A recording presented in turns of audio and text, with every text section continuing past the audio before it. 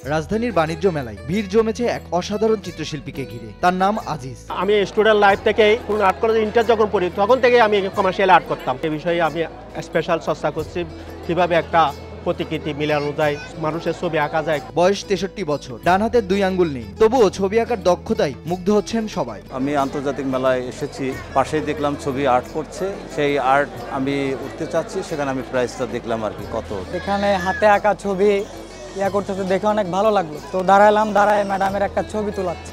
আজিজের তুলির ছোঁয়ায় ফুটে উঠেছে জীবনের গল্প। দিনে 8 থেকে 10,000 টাকা আয় করে সংসার চালান তিনি। বাণিজ্য মেলায় আসা দর্শনার্থীরা আগ্রহী হলে চিত্রশিল্পী আজিজের সামনে রাখা নির্ধারিত আসনে বসেন। আজিজ মুহূর্তেই তার সুনিপুণ হাতের ছোঁয়ায় ছবি আঁকতে থাকেন। নিজের সঙ্গে ছবির হুবহু মিল দেখে খুশি হন অনেকেই। শারীরিক প্রতিবন্ধকতা নয়, ইচ্ছাশক্তি আজিজের শক্তি। তার তুলির প্রতিটি রঙে লুকিয়ে আছে জীবন জয়ের গল্প।